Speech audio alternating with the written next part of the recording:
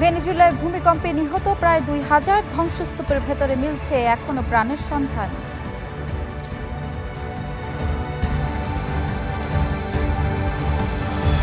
কাতারের দোহায় ইরান যুক্তরাষ্ট্রের প্রতিনিধি দল, এ দফায় মুখোমুখি আলোচনায় বসছে না তেহরান, ওয়াশিংটন।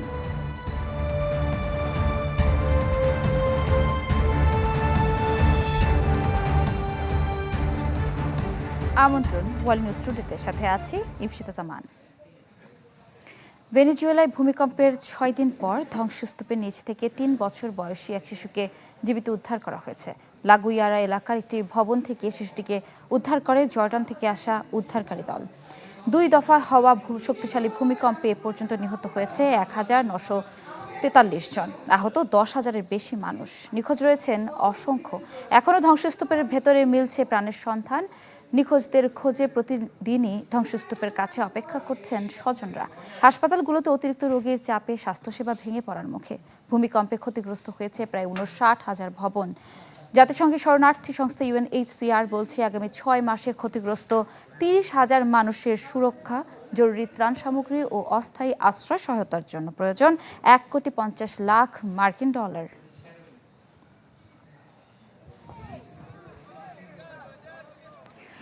চলমান উত্তেজনার মধ্যেই সমঝোতা চুক্তির পরবর্তী ধাপে পৌঁছাতে কাতারের দোহায় ইরান যুক্তরাষ্ট্রের প্রতিনিধি দল।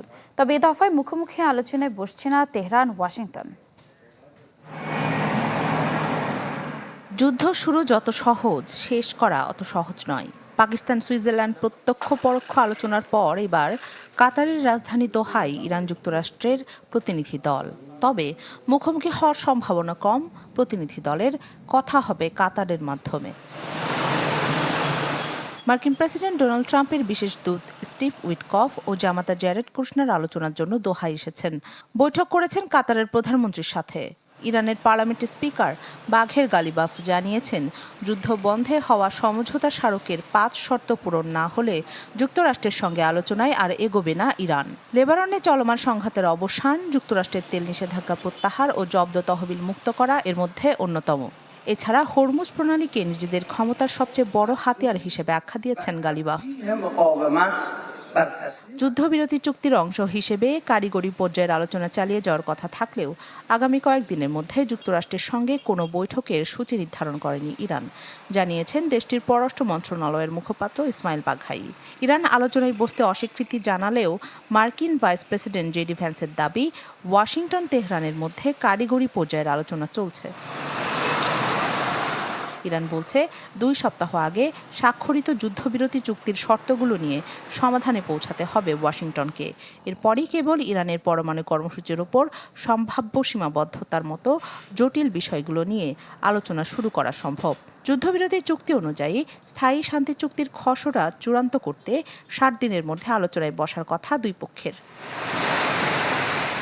এদিকে হরমুজ প্রণালী দিয়ে বর্তমানে আংশিকভাবে শুরু হয়েছে জাহাজ চলাচল। যুদ্ধবিরতি চুক্তির ২ মাসের সময়সীমা শেষ হলে আগস্টের মাঝামাঝি সময় থেকে হরমুজ দিয়ে চলাচলকারী জাহাজের ওপর টোল আরোপের হুঁশিয়ারি দিয়েছে ইরান। তবে আন্তর্জাতিকভাবে গুরুত্বপূর্ণ এই জলপথে ইরানকে কোনো ধরনের টোল আদায় করতে দেওয়া হবে না, জানিয়েছেন জেডি ভ্যান্স। ইরানের বেঁকে বসার যুক্তিসঙ্গত কারণও আছে। যুদ্ধবিরতির পরও লেবাননে হামলা থামায়নি ইসরায়েল।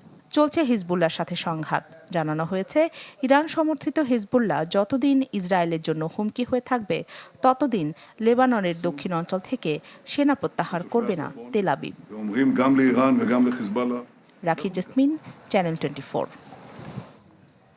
পাকিস্তানের লাহোরে একটি কোচিং সেন্টারের ছাদ ধসে অন্তত ১৪ জন শিশুর মৃত্যু হয়েছে। আহত হয়েছেন বেশ কয়েকজন। মঙ্গলবার কাহনা এলাকায় এই দুর্ঘটনা হয়। ছাদ ধসের পর ধ্বংসস্তূপের নিচে আটকা পড়ে অন্তত ২০ জন। এর মধ্যে ১৪ জন শিশুকে হাসপাতালে নেওয়ার পর তাদের মৃত ঘোষণা করেন চিকিৎসকরা। নিহতদের বয়স ৫ থেকে ১৬ বছরের মধ্যে। এদিকে একজন গুরুতর আহত শিক্ষক ও ৮ শিশুকে ভর্তি করা হয় লাহোর জেনারেল হাসপাতালে। এ ঘটনায় ভবন মালিক সহ ২ ব্যক্তিকে হেফাজতে নিয়েছে পুলিশ। আটক করা হয়েছে ঠিকাদারকে। দুর্ঘটনার সময় ভবনের একটি অংশে কাজ চলছিল।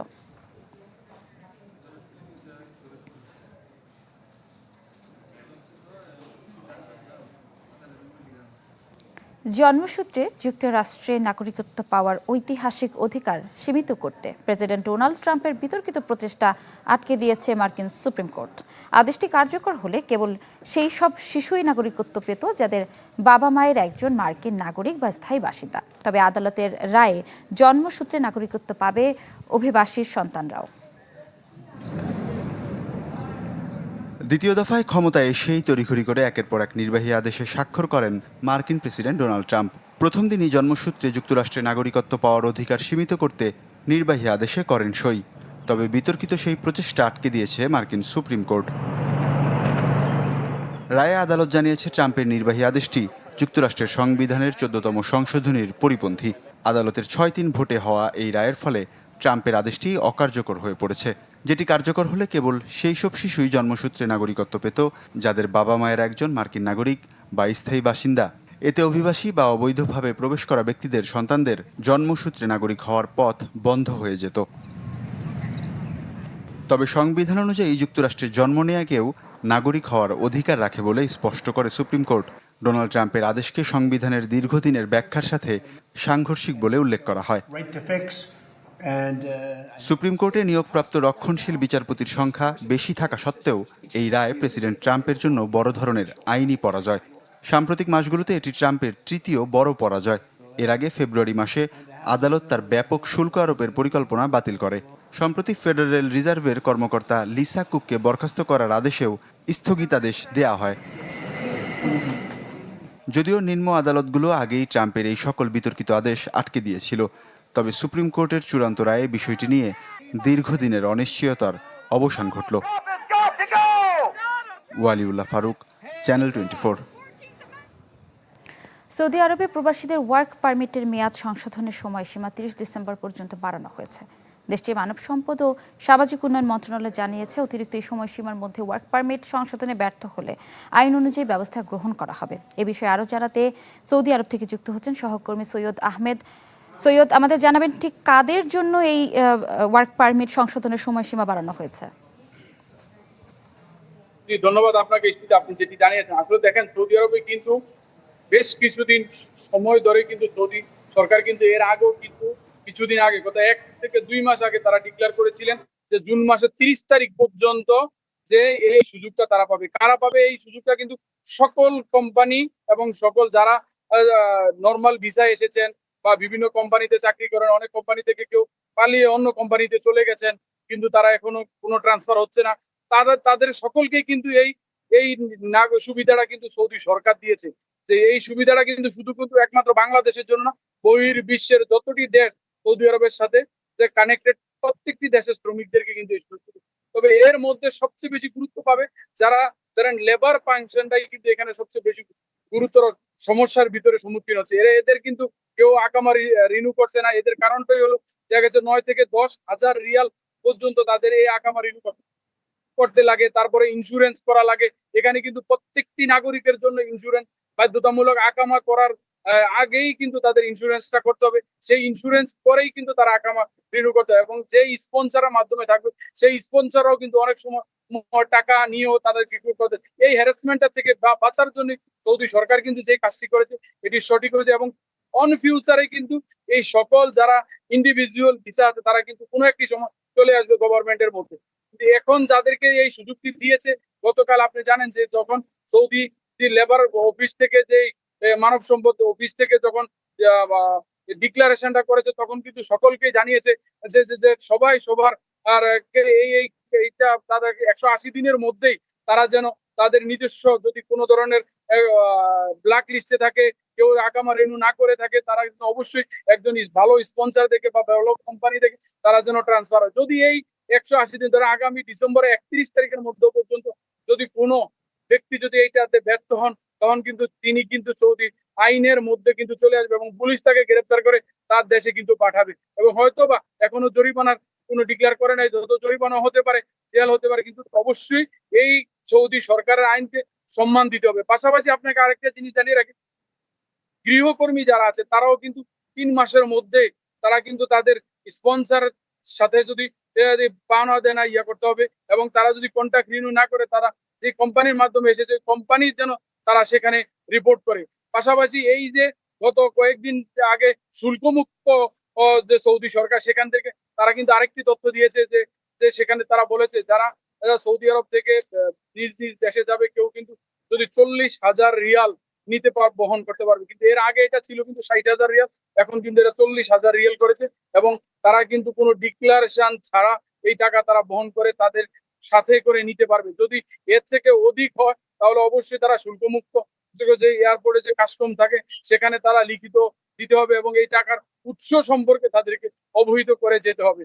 যদি যদি এই ধরনের অভিযোগ যদি পাওয়া যায় এবং তারা যদি অবহিত না করে, তারা যদি ইমিগ্রেশন পাস হতে চায় বা তারা যদি ইমিগ্রেশনে পুলিশ তাদেরকে ধরে, তাহলে কিন্তু কঠিন শাস্তির সম্মুখীন হবে, পাশাপাশি 1 লক্ষ রিয়াল জরিমানাও হবে। এই ওভার দিকটা কিন্তু সৌদি যদি মানব সম্পদ মন্ত্রণালয় এবং কাস্টম সব মিলিয়ে কিন্তু আসলে একটি সুন্দর সিদ্ধান্ত নিয়েছে সৌদি সরকার। এই সিদ্ধান্তটি প্রত্যেকটি শহ এম্বাসির মাধ্যমে তারা কিন্তু মেসেজটি পৌঁছে দিয়েছে, বা এম্বাসির মধ্যে যারা ধরেন লোকাল এলএ থাকে, যারা এই আমাদের আরবি ভাষাকে বাংলা তর্জমা করে, তারাও কিন্তু তৎপর ভাবে বিভিন্ন কমিউনিটি বাংলাদেশি বিভিন্ন প্রবাসীদের বা এদেরকে সকলকেই কিন্তু জানিয়ে দিচ্ছে এবং জানানোর জন্য বিভিন্ন সংবাদ মাধ্যমের সহযোগিতা নিচ্ছে। যে এইটাই ছিল আসলে আমার কাছে সর্বশেষ তথ্য। বুশরা, অসংখ্য ধন্যবাদ আপনাকে। ইতালির কৃষি বিপ্লবে অবদান রেখে আসছে একদল প্রবাসী বাংলাদেশি। দেশটিতে হাজারের বেশি কৃষি খামারের মালিক বাংলাদেশিরা। বছরে 2 বিঘা জমি লিজ নিয়ে আয় করছেন কয়েক কোটি টাকা। কর্মসংস্থান হচ্ছে অন্য প্রবাসীদেরও। তবে সম্প্রতি প্রবাসীদের একাধিক কর্মকাণ্ডে দেশের সুনাম নষ্ট হচ্ছে বলেও দুঃখ প্রকাশ করেন তারা। সজীব আহমেদ রিয়নের তথ্যছবিতে ডেস্ক রিপোর্ট। গেল কয়েক দশকে কৃষি খাতে যে নীরব বিপ্লব দেখিয়েছে ইউরোপের দেশ ইতালি, তার বড় একটি অংশ জুড়ে আছে বাংলাদেশিদের অবদান। দেশটির বিভিন্ন অঞ্চলে হাজারের বেশি কৃষি খামারের মালিক বাংলাদেশি প্রবাসীরা, যেখানে কর্মসংস্থান হয়েছে স্বদেশী অনেকের। পালেমোতে প্রায় 2 বিঘা জমিতে আধুনিক সবজি খামার গড়েছেন সিলেটের এই যুবক, যার উৎপাদিত সবজি পৌঁছে যাচ্ছে সুপারমার্কেট সহ ছোট বড় দোকানগুলোতে। রেস্টুরেন্টের চাকরি ছেড়ে নিয়েছিলেন উদ্যোক্তা হওয়ার ঝুঁকি, পেয়েছেন সাফল্য। এমন গল্প আরও অনেক প্রবাসীর। কৃষি ভিসায় এসব বাংলাদেশি উদ্যোক্তারা ইতালি নিয়ে যাচ্ছেন আত্মীয় স্বজন সহ অন্যদের। তবুও আছে দক্ষ শ্রমিকের চাহিদা। আমি এত লোক নিয়ে আসছি, আমার একটা লোকের আগে আমি 1 টাকাও নিইনি, আর নিবও না। আর এইটা আমার উদ্দেশ্যও না। আমি চাই যে আমার 2 কোটি টাকা থাকলে 1 কোটি টাকা আমি ইনভেস্ট করবো আমার আত্মীয় স্বজনের পাশে। ওরা আসবে, আমার মতো হবে। এসব খামারে কাজ করে সচ্ছল জীবন পেয়েছেন অনেকে। বাংলাদেশি মুদ্রায় মাসে আয় করছেন 1 থেকে 2 লাখ টাকা পর্যন্ত। এখানে আসছি আমার যে মালিক তাইনের মাধ্যমে আসছি, যে তাই নিয়ে আমাকে 1,35,000 মাধ্যমে আমারে ইতালিতে এনেছেন। 6 মাস হয়েছে আমি আইছি ইতালি। আমার বেতন ভালো আছে, মাসে 1500-1600 বেতন করে। কয় ঘন্টা কাজ করেন? কাম করি আমি 8 ঘন্টা। খুব সুন্দর ব্যবস্থা পাইছি, কোনো সমস্যা নাই। সপ্তাহে আমরা কাজ করলে টাকা দিয়ে দেন। 1500 টাকা করে বাংলার 1,80,000। তো সপ্তাহে মিলিয়ে আমরা খুব ভালো আছি আলহামদুলিল্লাহ। ইতালির রোম, নাপলি, লাতিনা সহ বিভিন্ন অঞ্চলে বাংলাদেশি প্রবাসীরা কৃষিতে নিজেদের সাফল্যের স্বাক্ষর রেখে চলেছেন। কেউ লিজে, কেউ আবার ভাড়ায় জমি নিয়ে গড়ে তুলেছেন খামার। 2 বিঘা জমির জন্য বছরে পরিশোধ করতে হয় প্রায় 17 লাখ টাকা। সব ব্যয় মিটিয়ে আয় করা সম্ভব 3 থেকে 4 কোটি টাকা। সততার পরিশ্রমের মধ্য দিয়ে দেশটিতে কৃষি খাতে সফল হওয়া খুব একটা কঠিন নয় বলে জানান প্রবাসী উদ্যোক্তারা। তবে সম্প্রতি একাধিক ঘটনার পরে ইতালিতে এসে নিজ দেশের সুনাম অক্ষুণ্ণ রাখার বিষয়ে সাবধানতা অবলম্বনের পরামর্শ দেন তারা। Desk report, channel 24। বিশ্বজুড়ে এখন কৃত্রিম বুদ্ধিমত্তার জয় জয়কার। তবে এই প্রযুক্তির আড়ালে চলছে এক নজিরবিহীন জ্বালানি যুদ্ধের মহড়া। প্রতিদিন লাখ লাখ ব্যারেল তেলের সমান বিদ্যুৎ গিলে খাচ্ছে ডেটা সেন্টারগুলো। পরিস্থিতি এমন পর্যায়ে পৌঁছেছে যে ডিজিটাল এই বিপ্লব এখন রূপ নিয়েছে বিশ্বব্যাপী বিদ্যুৎ দখলের লড়াইয়ে। অব্যাহত কৃত্রিম বুদ্ধিমত্তার বিপ্লব পুরোপুরি বদলে দিচ্ছে বিশ্বের জ্বালানির মানচিত্র। আন্তর্জাতিক জ্বালানি সংস্থা আইই এর তথ্য মতে 2024 সালে বৈশ্বিক ডাটা সেন্টারগুলোয় 415 টেরাওয়াট ঘন্টা বিদ্যুৎ ব্যবহার হয়েছে, যা প্রতিদিন 7.25 লাখ ব্যারেল অপরিশোধিত তেল পোড়ানোর সমান। 2030 সালে এই চাহিদা দ্বিগুণের বেশি বেড়ে দাঁড়াতে পারে 945 টেরাওয়াট ঘন্টায়, যা মাঝারি মানের তেল উৎপাদনকারী দেশের দৈনিক উৎপাদনের সমান। বর্তমানে একটি বিটকয়েন তৈরিতে ৫০০ ব্যারেল তেলের সমপরিমাণ জ্বালানি ব্যয় হচ্ছে। তবে এআই প্রযুক্তি সেই রেকর্ডকেও ছাপিয়ে যাচ্ছে। JLL এর প্রাক্কলন অনুযায়ী 2030 সালের মধ্যে এই অবকাঠামো নির্মাণের প্রয়োজন হবে $3 ট্রিলিয়ন। সেই সাথে গ্রিডে যুক্ত করতে হবে অতিরিক্ত 100 গিগাওয়াট বিদ্যুৎ। আগামী দশকের লড়াইটা আর শুধু সফটওয়্যার বা সেমিকন্ডাক্টরের মধ্যে সীমাবদ্ধ নেই। অ্যামাজন, মেটা কিংবা এনভিডিয়ার মতো টেক জায়ান্টদের ভবিষ্যৎ এখন নির্ভর করছে নিরবচ্ছিন্ন এবং সস্তা বিদ্যুতের উপর। আর সংকটময় সময়ে বিশ্ব শক্তির ভরকেন্দ্র হয়ে উঠছে নরওয়ে এবং ফিনল্যান্ড। জলবিদ্যুৎ ও পারমাণবিক শক্তির প্রাচুর্য থাকায় এই অঞ্চল এখন এআই অবকাঠামোর প্রধান গন্তব্য, যেখানে শিল্প পর্যায়ে বিদ্যুতের দাম প্রতি ইউনিট 5 সেন্টেরও কম। ডিজিটাল অর্থনীতিতে যারা আধিপত্য বিস্তার করবে তারাই নিয়ন্ত্রণে থাকবে পাওয়ার গ্রিড এবং পরিবেশ বান্ধব জ্বালানির উৎসের। আর যারা এই সস্তা বিদ্যুতের সরবরাহ নিশ্চিত করতে পারবে তারাই নিয়ন্ত্রণ করবে ভবিষ্যতের এআই সাম্রাজ্য। ইফতেখার আলম, চ্যানেল 24। এই ছিল আজকের ওয়ার্ল্ড নিউজ টুডেতে। বিশ্বের গুরুত্বপূর্ণ সব সংবাদ ও বিশ্লেষণ জানতে একই সময় চোখ রাখুন চ্যানেল 24 এর পর্দায়। এছাড়াও দেখতে পারেন আমাদের ফেসবুক এবং ইউটিউবে। এতক্ষণ সাথে থাকার জন্য ধন্যবাদ সবাইকে।